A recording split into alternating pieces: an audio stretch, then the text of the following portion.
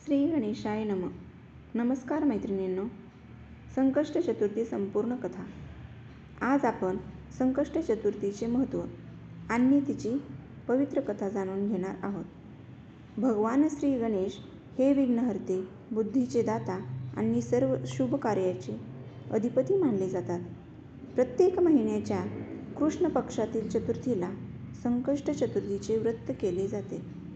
या दिवशी श्रद्धेने उपवास करून श्री गणेशाची पूजा केल्यास जीवनातील संकटे दूर होतात आणि मनोकामना पूर्ण होते, अशी श्रद्धा आहे.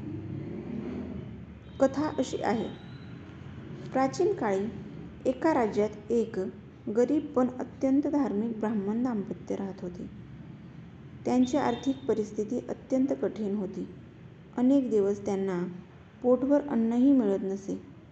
तरीही त्यांनी देवावरील श्रद्धा कधी सोडली नाही.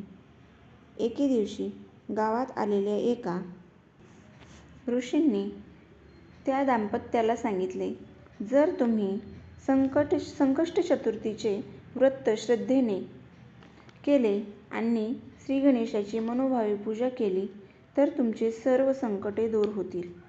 दाम्पत्यांनी ऋषीचा सल्ला मानला. त्यांनी दिवसभर उपवास केला. श्री गणेशाला दुर्वा, लाल फुले, मोदक अर्पण केले आणि चंद्रदर्शनानंतर व्रत सोडले. त्यांनी गणपती बाप्पांची मनापासून प्रार्थना केली. काही दिवसांनी त्यांच्या आयुष्यात चमत्कार घडू लागले. त्यांच्या घरात सुख समृद्धी येऊ लागली. धनधान्य वाढले आणि सर्व अडचणी दूर झाल्या. ते आनंदाने जीवन जगू लागले.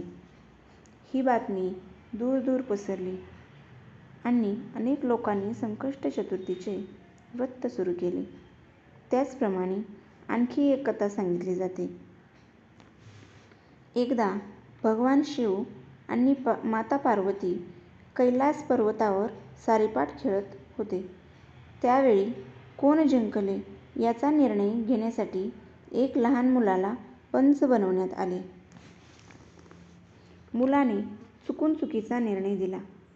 त्यामुळे माता पार्वती रागावल्या आणि त्यांनी त्याला शाप दिला. आपली चूक लक्षात आल्यावर त्या मुलाने क्षमा मागितली. माता पार्वती म्हणाल्या, तू श्री गणेशाचे संकष्ट चतुर्थीचे व्रत कर. श्री गणेशाच्या कृपेने तुला या शापातून मुक्ती मिळेल. त्या मुलाने श्रद्धेने संकष्ट चतुर्थीचे व्रत केले. भगवान श्री गणेश प्रसन्न झाले आणि त्याला शापातून मुक्त केले. तेव्हापासून संकष्ट चतुर्थीचे व्रत अत्यंत पवित्र आणि फलदायी मानले जाते. संकष्ट चतुर्थीचे महत्त्व. या दिवशी उपवास करून श्री गणेशाची पूजा, दुर्वा, लाल फुले, मोदक आणि नैवेद्य अर्पण केला जातो. रात्री चंद्रदर्शन करून चंद्राला अर्घ्य दिल्यानंतर व्रत सोडले जाते. श्रद्धेने हे व्रत करणाऱ्यांच्या जीवनातील विघ्ने दूर होतात, सुख समृद्धी लाभते आणि बुद्धी, आरोग्य व यश प्राप्त होते, अशी श्रद्धा आहे.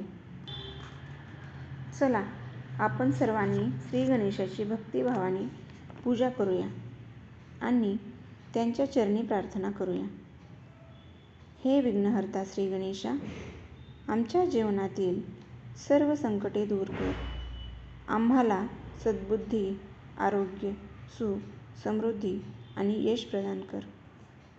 गणपती बाप्पा मोरया, मंगलमूर्ती मोरया. जर ही कथा तुम्हाला आवडली असेल तर व्हिडिओला लाईक, शेअर करा आणि अशाच धार्मिक कथा ऐकण्यासाठी चॅनलला सबस्क्राईब करा. गणपती बाप्पा मोरया.